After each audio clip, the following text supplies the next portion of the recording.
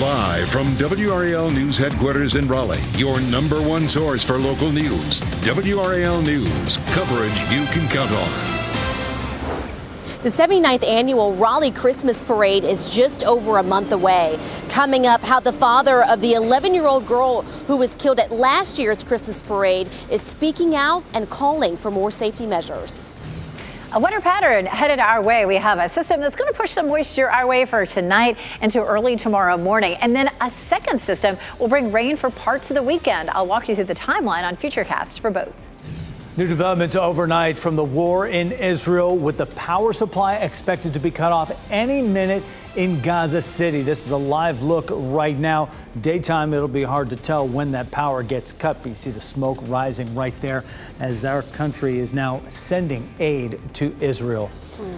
Plenty to get to as we get our Wednesday started here together, 8 o'clock. So glad you're with us. I'm Jeff Hogan. And I'm Michelle McConaughey. Yeah, we're going to start with the weather because it's a beautiful start to our Wednesday. We've seen a gorgeous sunrise this morning. Meteorologist Elizabeth Gardner has been tracking some rain that we could see tonight, overnight, maybe.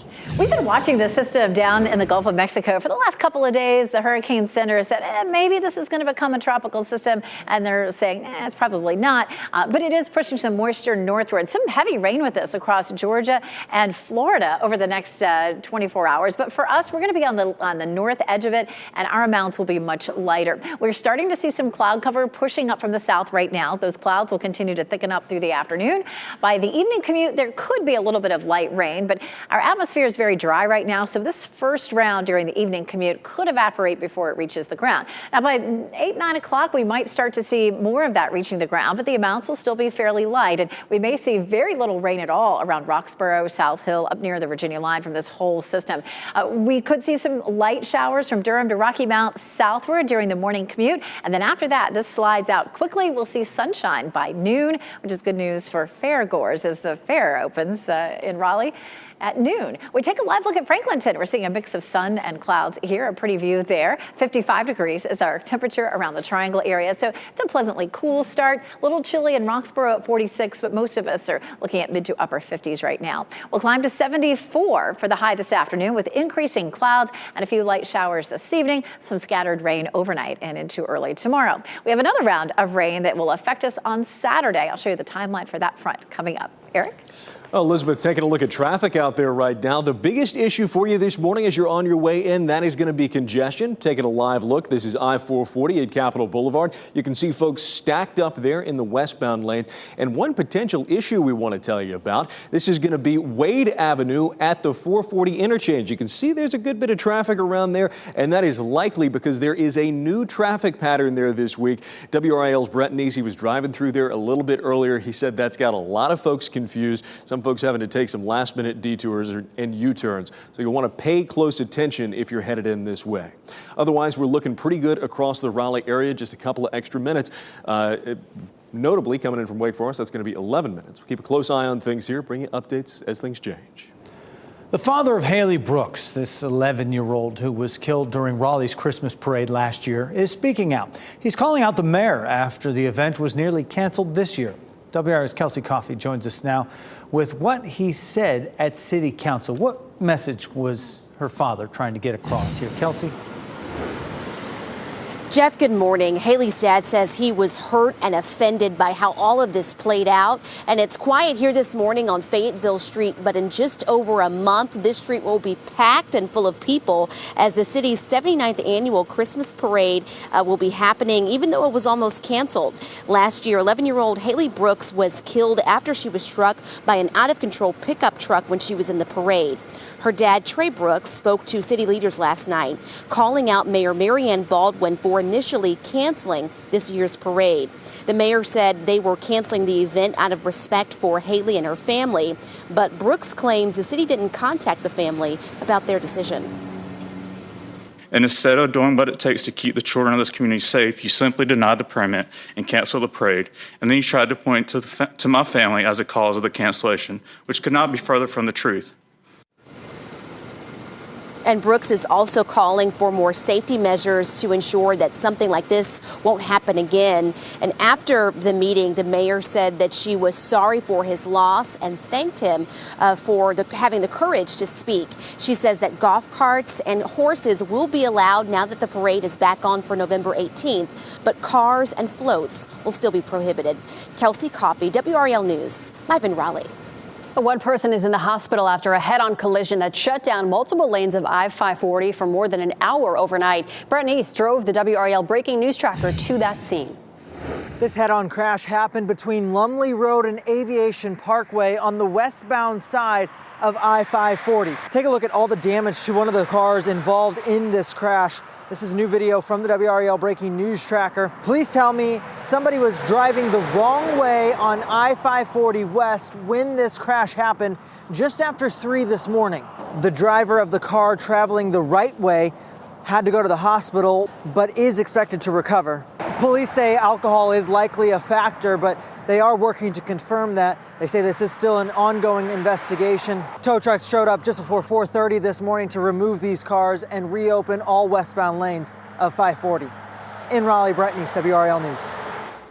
A fire at an apartment complex in Fayetteville has knocked several people out of their homes. Firefighters were called to the Summit Apartments on North Street around 11:30 last night. When they got there, they found a 2-story apartment building on fire with flames shooting out of the top of the roof. They were able to get the residents out of that building. No one was injured. The American Red Cross will be helping those who lost their homes in that fire. And now to the war in Israel. Overnight, Israeli warplanes hit neighborhoods in Gaza as retaliation for the weekend attacks by Hamas militants. This is a live look there in Gaza right now. The UN says more than 263,000 people in Gaza have been displaced, and power supply there will be cut off very soon. American Airlines is suspending all flights to Israel through December 4th. The death toll on both sides has soared to over 2,200, with at least 14 Americans among the dead. More than 2,600 have been injured. Last night, the first plane carrying U.S. weapons landed in Israel. This comes after President Joe Biden said during a speech yesterday he intends to ask Congress to approve more funding for the country. He promised his administration would not allow Israel to run out of ammunition. Today, U.S. Secretary of State Antony Blinken will travel to Israel to meet with leaders there. The State Department says that Blinken will share a message of support and solidarity and will listen to Israeli leaders about the ongoing battle. The department also says Blinken will discuss measures to improve Israel's security. The race for Durham mayor is down to 2 people for next month's general election. Current city council member Leonardo Williams and current state senator Mike Woodard will square off November 7th. With 98% of the precincts reporting, Williams got 51% of the votes and Woodard received 29%. Williams or Woodard will replace outgoing Mayor Elaine O'Neill, who announced in June she would not be running again for re-election. Last night, we went to both of their watch parties and talked with them about their plans and what they'd be to deal with issues that people of Durham say are important to them. We got to make sure that we're leading a culture that is embracing of all of the resources we have available. Our kids have to be so involved, so engaged, or working that they're too bored to get in trouble. And my goal is to, be the drum major of this culture change, this course correction. We've got to make sure that our police department's fully staffed. We have 160 vacancies in our police department now. 12 people are on the ballot for 3 at-large seats as well, and 6 of them will move on. The current front-runners, starting with the most votes, Nate Baker, Javier Caballero, Carl Rist, Khalila Kareem, Sheila Ann Huggins, and Monique Holsey-Hyman. In Fayetteville, people cast their votes to who will be on the ballot for mayor. WRAL called the race before 11 o'clock last night. Incumbent Mitch Colvin took more than 60% of the vote. He and Freddie De La Cruz will move on to the general election. And House Republicans are set to vote today to choose the next speaker. There is a proposed rule change that would ensure a candidate has enough support to take the gavel before a floor vote. And that is after it took 15 rounds to elect previous Speaker Kevin McCarthy. 2 men are vying for the Speaker job as a government shutdown nears. Representative Jim Jordan proposes a long-term funding bill with spending cuts, while House Majority Leader Steve Scalise says he wants to get Senate Democrats to negotiate. It is unclear if either candidate has enough support to get elected. It is here. Hockey fans, get ready. The Carolina Hurricanes will sound the siren tonight at PNC Arena, holding their home and season opener tonight, facing off against the Ottawa Senators. It'll be a marathon fight. You know, it's a long season for the Stanley Cup, and the team will lean heavily on Coach Rod Brind'Amour after the 5th straight trip to the playoffs ended in defeat in the Eastern Conference Finals. You can look for live team coverage from us on WRAL before and after the game. The puck drops at 7 p.m. Well, it's Wednesday, and that means Powerball. Tonight, the second largest jackpot in the game's history is up for grabs. As of right now, it is more than $1.72 billion. No one has been able to match all the numbers for more than 11 weeks now. If you get lucky, you could take home nearly $760 million. Tune in tonight to watch the live drawing on WRAL. 10 after 8 right now to Wednesday, and new developments in the case of the father who prompted an Amber Alert. We'll hear the child mother's side of the story and what she says about the father's history. Plus, new changes coming to RDU. Why the CEO says the new project will be the most important 2 miles of pavement in the Triangle. And we're looking at the potential for some rain this evening into early tomorrow morning. Another chance over the weekend. I'll show you how to plan around both of those systems.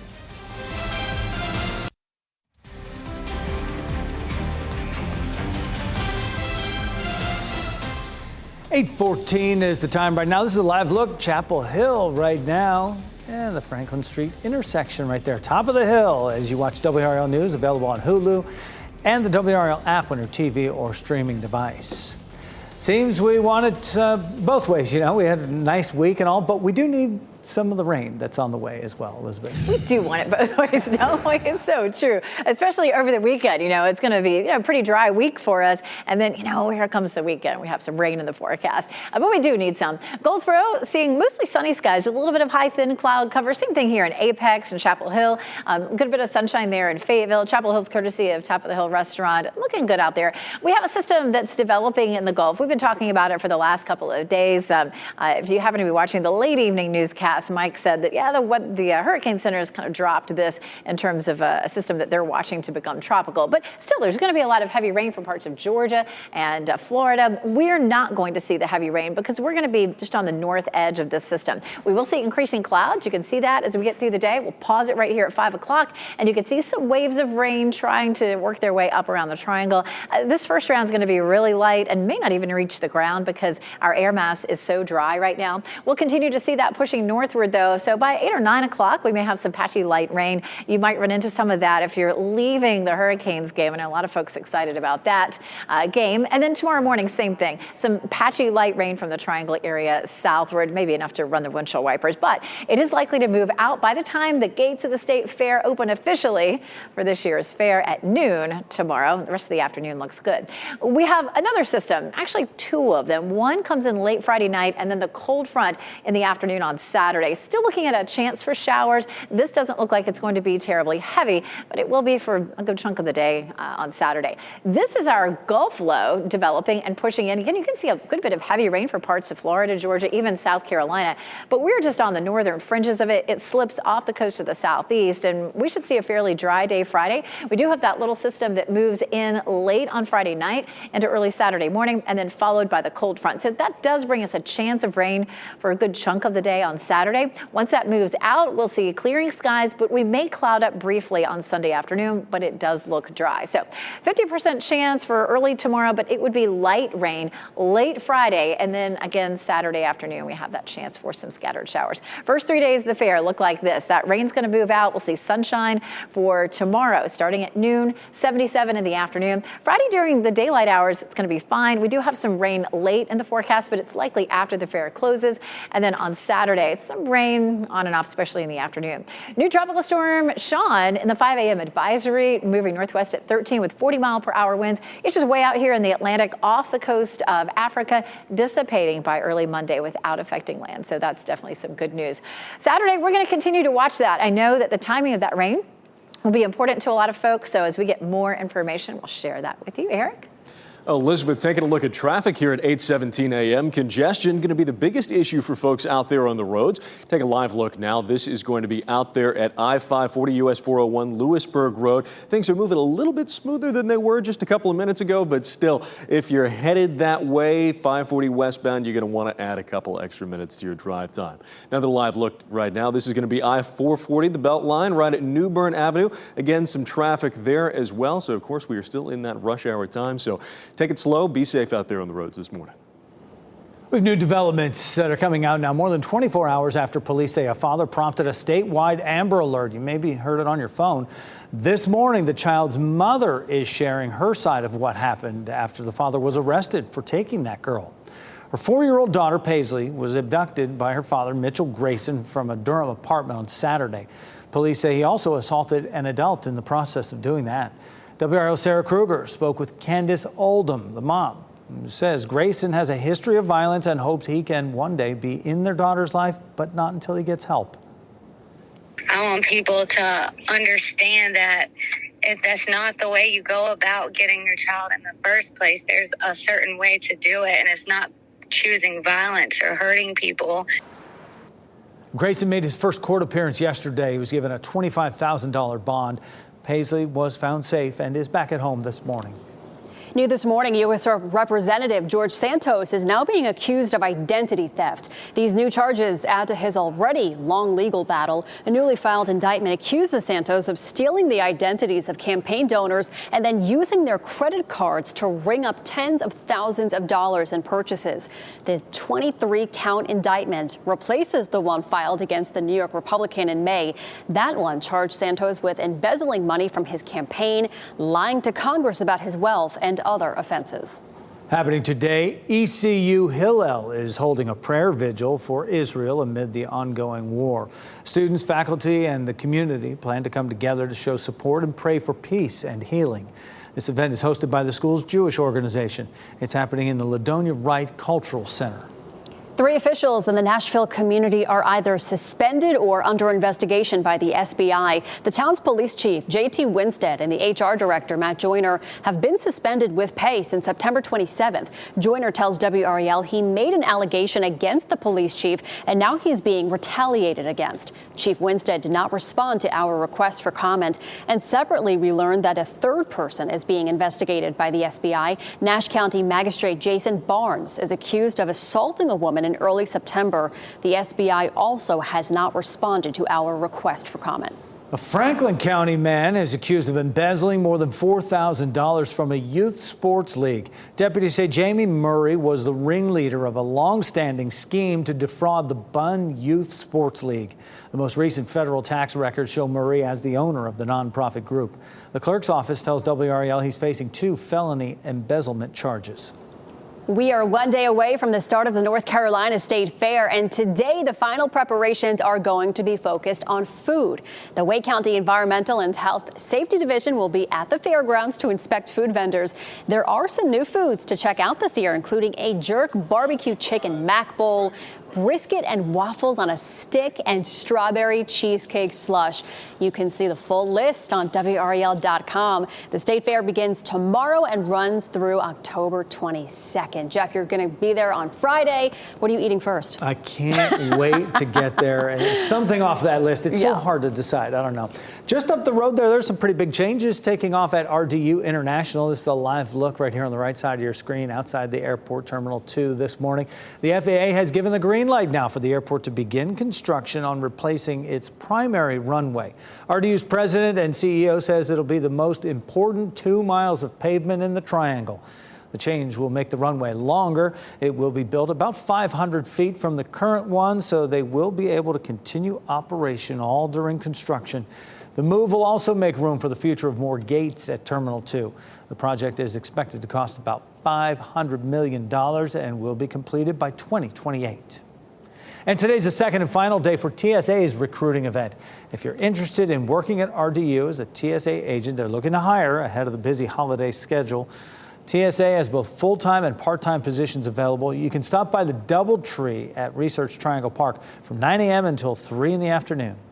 Well, there's an urgent push for blood donations this morning. The American Red Cross says its supply has reached critically low levels. It's now asking high schools and colleges to bring back blood drives to help combat the shortage. The Red Cross says donations have dropped nearly 25% since August. Months of weather crisis have caused many blood drives to be canceled, and a busy travel season also has strained the supply. Texas Rangers completed an American League Division Series sweep of the Baltimore Orioles. A 7-1 win sealed it last night. So that means the Rangers are moving on to the American League Championship Series for the first time in a dozen years. The Rangers will now wait to see if they'll play Houston or Minnesota for Game 1 of the Championship Series on Sunday. People who live in and visit Fayetteville are invited to do their part in keeping the city clean. Volunteers can now register for the Fall Fayetteville Beautiful event that's happening November 11th. Hundreds participated in previous events, picking up litter along public streets and at local parks. To sign up, go to FayettevilleBeautiful.com. Well, coming up, the search for the remains of the Titan submersible is now over. What the U.S. Coast Guard says it found in the remaining wreckage. And it's an exciting day for Caniacs today, as we've been telling you, from the players to the new food. We have what you should be on the lookout for this season as the Canes hit the ice tonight. As you get into your car, tune to WRAL News Plus on your radio. In Raleigh on 99.3 FM, in Durham 96.5 FM, and everywhere on 101.5 HD3. Good Wednesday morning. Time now is 8:26. I'm Michelle McConaughey. A nice start to your Wednesday. Might need the light jacket heading out the door. Meteorologist Elizabeth Gardner standing by. Temperatures warming up to the 60s already. Yeah, look at that. Looking nice. 57 in Wilson, 55 in Durham, and right there on the edge of 60 in Fayetteville. We're seeing a mix of sun and clouds as you're heading out the door. We will see the clouds thicken up as we head through the afternoon, and there'll be some light showers overnight tonight and early tomorrow morning. Could be a few sprinkles this evening, too. 59 in Fayetteville, 54 Tarboro, 58 in Goldsboro, 57 Rocky Mount. We do have that chance of rain. It's going to be a very small chance during the evening commute, and overnight just a 30% chance. Really from the Triangle area southward is where we'd see the best chance for rain. Shouldn't get in the way of your exercise during the day today. Temperatures will be in the mid-70s. It will be mainly cloudy this afternoon. Eric? Elizabeth, taking a look at your traffic out there right now. We've got a couple of crashes we're keeping our eyes on, but the biggest issue, that's going to be that congestion, particularly on 540 this morning. This is right at the Lewisburg Road intersection. You can see things are moving right now, but it's looked like a parking lot out there for a good chunk of the day. Taking a look at your drive times coming into Raleigh overall, things looking pretty good. The biggest issue is going to be if you're coming in from Wake Forest or Knightdale, seeing delays of 8 and 6 minutes there. So maybe take it a little bit slow, plan on some extra drive time coming in that way. Thanks, Eric. The father of the girl who was killed during Raleigh's Christmas parade last year is speaking out. Haley Brooks' father called out Raleigh's mayor last night for initially canceling the parade, claiming it was out of respect for his family. He said he and his wife never wanted that parade canceled. Next on Fox 50, Elizabeth Gardner will be back to tell us when and where we could see some rain in the area. And next on Today, Grammy winner Lauren Daigle performs her latest single.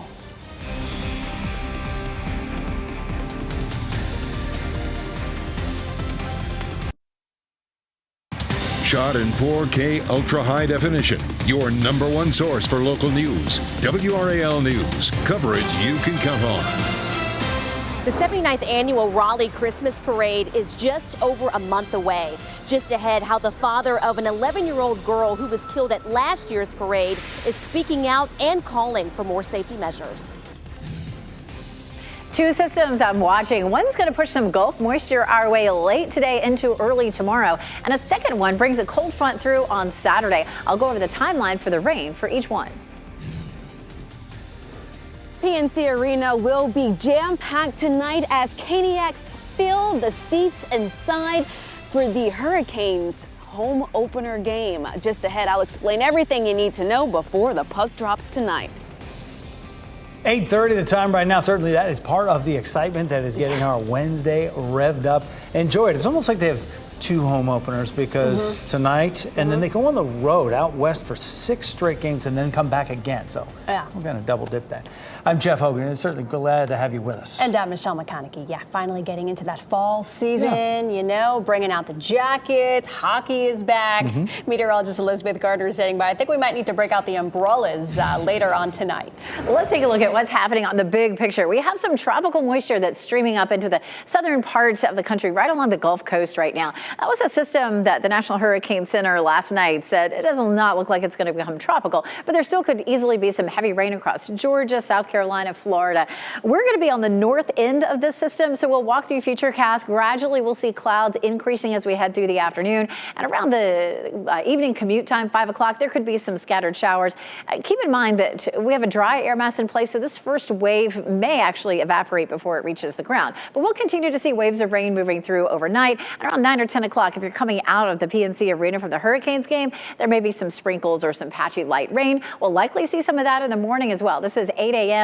After that, gradually it pulls away, and we should see some sunshine just in time for the opening of the State Fair tomorrow at noon. Here's a live look at Franklinton. You can see some of those high, thin clouds. 55 degrees is our current temperature, so just a touch warmer than yesterday. It's 59 in Fayetteville, 53 in Southern Pines, 57 for Rocky Mount, Wilson, and Goldsboro. Hour by hour, highs will be in the mid-70s this afternoon, but we will cloud up, and we have the potential for some patchy light rain this evening, overnight, and then again early tomorrow morning. We have a new tropical storm, Sean, that developed in the 5 a.m. advisory, moving northwest at 13 miles per hour. It's going to wander around here in the Atlantic and fizzle before it has any impact on land. We're going to be watching another system that helps to bring us a chance of some rain on Saturday. It's a cold front. I'll show you the timeline coming up.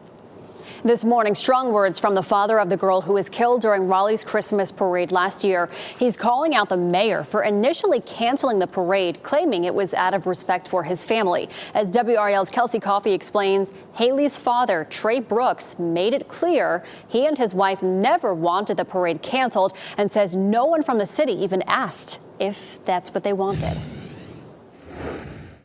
Haley's dad says he was hurt and offended by how all of this played out. And it's quiet right now on Fayetteville Street, but in just over a month, the street will be packed for the city's 79th annual Christmas parade that was almost canceled. Last year, 11-year-old Haley Brooks was killed after she was struck by a pickup truck when she was in the parade. Her dad, Trey Brooks, spoke to city leaders last night, calling out Mayor Marianne Baldwin for initially canceling this year's parade. The mayor said they were canceling the event out of respect for Haley and her family, but Brooks claims the city didn't contact the family about their decision.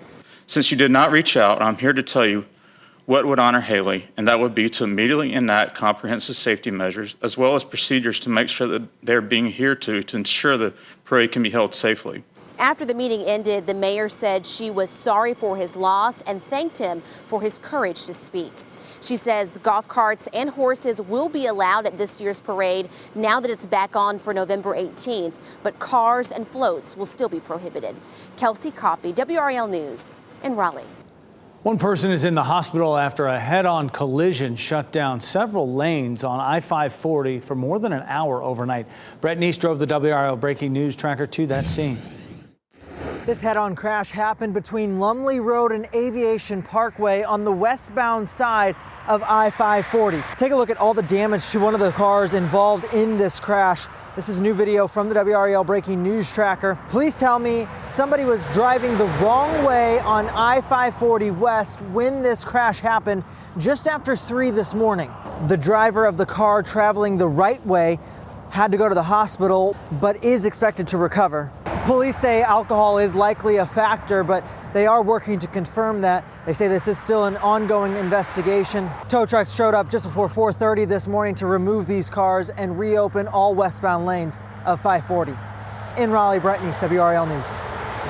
Several people are out of their homes this morning after a fire at an apartment complex in Fayetteville. It happened at the Summit Apartments on North Street around 11:30 last night. When firefighters arrived, they found a 2-story apartment building on fire with flames coming out of the roof. Everyone was able to get out of the building safely. The Red Cross is helping those who lost their homes. Now to the war in Israel. Overnight, Israeli warplanes hit neighborhoods in Gaza as retaliation for the weekend attacks by Hamas militants. Now, this is a live look in Gaza right now. The UN says more than 263,000 people in Gaza have been displaced, and the sole power supply to that city has now been cut off. Run out of fuel, it is shut down. American Airlines is suspending all flights to Israel through December 4th. The death toll on both sides has soared to over 2,200, with at least 14 Americans counted among the dead. More than 2,600 have been injured. And today, U.S. Secretary of State Antony Blinken will travel to Israel to meet with leaders there. The State Department says Blinken will share a message of support and solidarity and will listen to Israeli leaders about the ongoing battle. The department also says Blinken will discuss measures to improve Israel's security.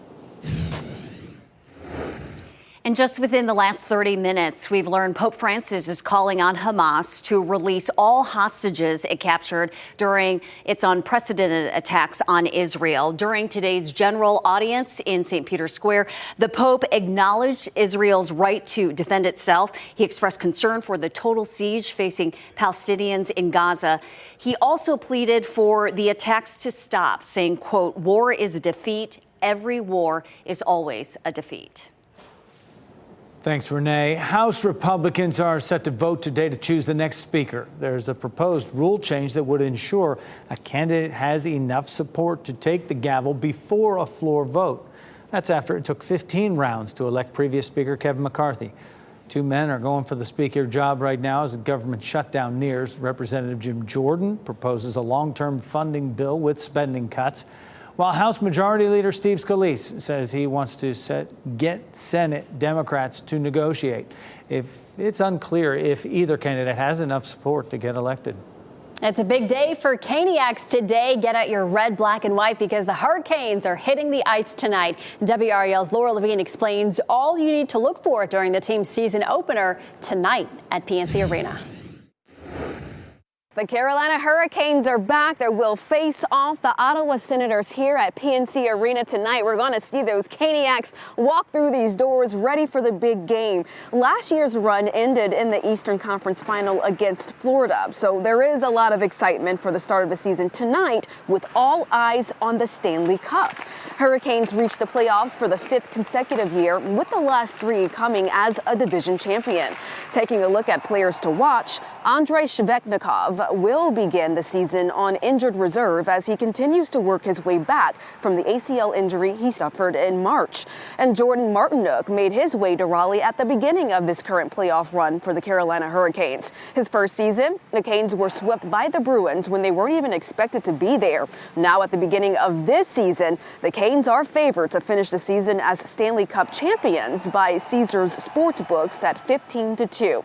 Martinook says he is thrilled to start the journey to the Cup because of the Caniacs. They show up every night, I feel like now, and home opener, playoffs, it feels like it's always a little extra. So they're going to be out in full force tomorrow, and love to see them, love to hear them. It sucks. The start of the year, we get a taste of it for one game, and then they ship us on the road. But then when they're excited for us to come back. And fans are excited to see them back here tonight. The puck drops at 7 o'clock, and don't worry, tickets are still available. Laura Levine, WRAL News in Raleigh. Keep an eye out for our team coverage on WRAL before and after the game. Puck drops at 7. Coming up in 10 minutes, we'll tell you about some of the new food and beverage options available at PNC Arena. Coming up, climate change could impact one of your favorite beverages. Why a new study predicts warmer weather could change how beer tastes and even create a shortage. Plus, new developments in the case of the accused killer, Jacob Neely, on the New York subway. Why Daniel Penny's attorney wants that case dismissed now. And you're taking a live look over Clinton this morning. Beautiful skies. Elizabeth will tell us when and where we could see some showers later on.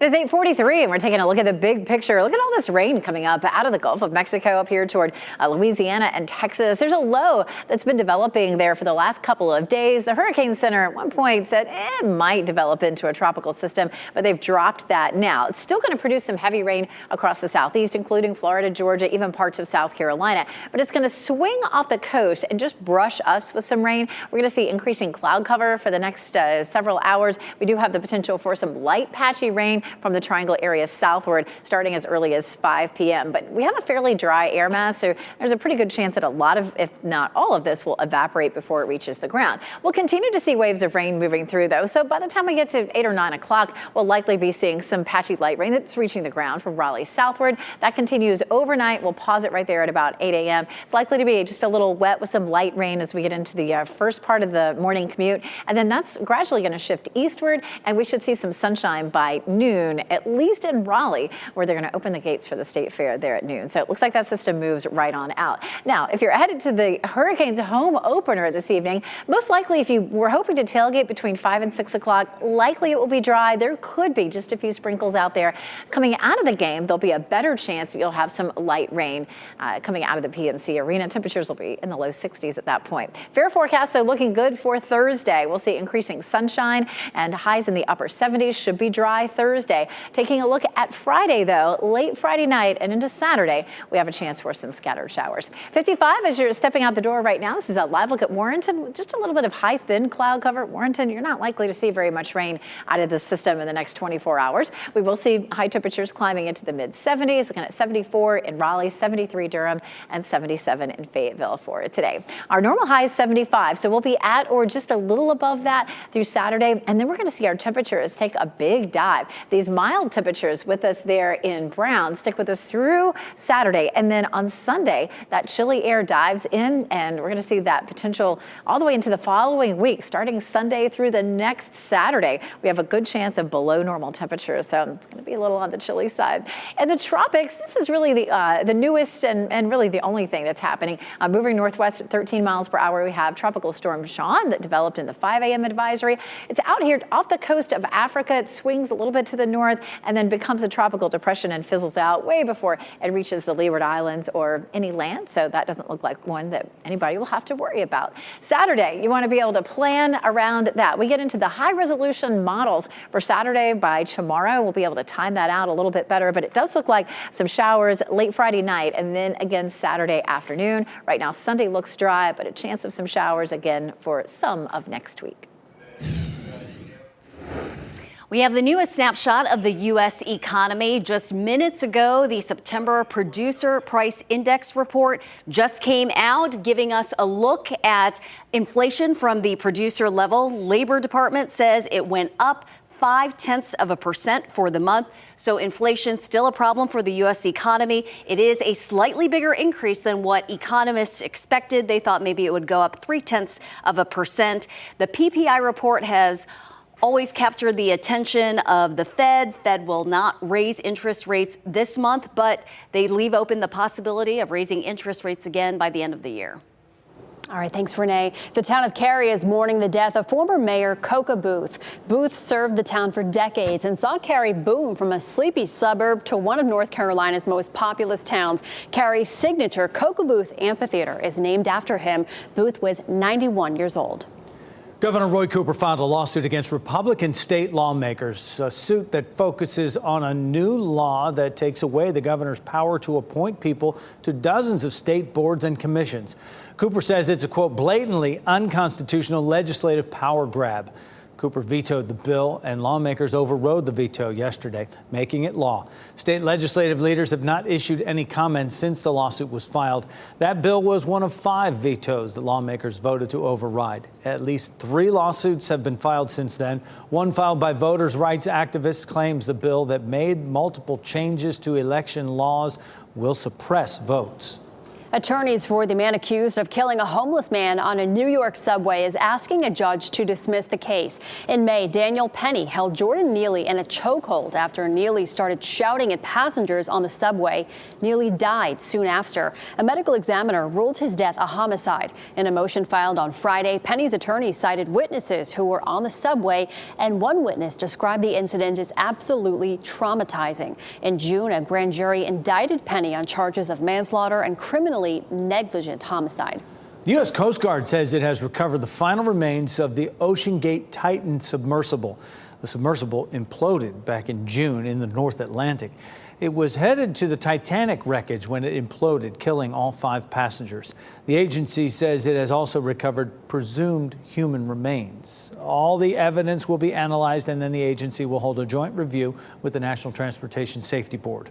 A new lawsuit alleges Costco shared customer information with Meta without asking for permission. The lawsuit claims that Costco violated state and federal law by giving Meta access to customers' personal information and pharmacy patients' personal health information. The lawsuit claims that Costco uses Meta's analytical tool called MetaPixel on its website, which can track user activity. The lawsuit blames the tool for handing over the information. Costco has not commented on the lawsuit. Orange County school leaders are asking for the community's input in the process of finding their next superintendent. People can weigh in with a new survey on the Orange County Schools website. Another survey will be available for staff. Those surveys must be completed by October 23rd, and the results will be presented at the board's November 6th meeting. The school board also hired a group to help in the superintendent search. When you make it to PNC Arena for a Canes game this season, you will notice some new food items on the menu. PNC is not messing around, clearly, serving up 3 new local options: the Barbecue Lab, Gonza Tacos and Tequila, and the Optimist Coffee House. They are ready to help fuel you for every game. There are now more than 12 food and drink options. And look at that, the candy jar right there. A self-serve candy station is also in the works. Climate change could be brewing up a shortage of beer and making it taste a bit different. A new study says warmer and drier weather could impact the beer supply. The study in Nature Communications says harvests of hops could drop as much as 18% in Europe by the year 2050. The remaining hops may lack materials that give beer the flavor it now has. Now, keep in mind, early ripening leads to higher acidity in beer. The study also found hops harvests declined by 19% since 1995. Our teacher of the week says her job is to make sure her students know the sky is the limit. WRAL's Brian Schrader heads to Tarboro to meet an educator whose 3rd graders are making big gains. Open your box and show me 3 times 5 as a group and as an array. Elizabeth Abrams grew up in Edgecombe County, and she always knew she wanted to be in education. After finishing her degree at Barton College, Abrams is now celebrating 10 years at Stocks Elementary School in Tarboro, and she loves it here. That is very good. That's exactly what I was looking for. A lot of times in our low-income schools, it's hard to get teachers to come here because people think it's harder to work here. We don't have that much money. Who can tell me what 7 times 4 is? But thanks in part to the hard work of teachers like Abrams, Stocks students are performing better. I got it right. We have all worked very hard for many years now, so it is good that others are seeing the hard work that we've been putting in. I love it. You use groups. Abrams says she wants to open her 3rd graders' eyes. And I want to make sure that the kids that are coming out of my classroom are capable of knowing that there's so much more than Tarboro, North Carolina, and they can go anywhere in this world. What? Yes, congratulations. How about a round of applause for Mrs. Abrams? Elizabeth Abrams is WRAL's Teacher of the Week. I'm Brian Schrader, WRAL News. And if you'd like to nominate a teacher, you can go to WRAL.com and enter Teacher of the Week in the search box. Vanna White says she has the perfect replacement in mind when her day comes to step aside. Her contract was just extended for another 2 years, but she says co-host Pat Sajak's daughter, Maggie, would be great for the job. In an interview, White said, "She's been around it her whole life, so I think she can fill in for me for sure." While White added, Pat Sajak's charm has certainly rubbed off on the 28-year-old. In June, Sajak announced he would be leaving the show after 4 decades, 41 seasons. He'll be replaced by Ryan Seacrest.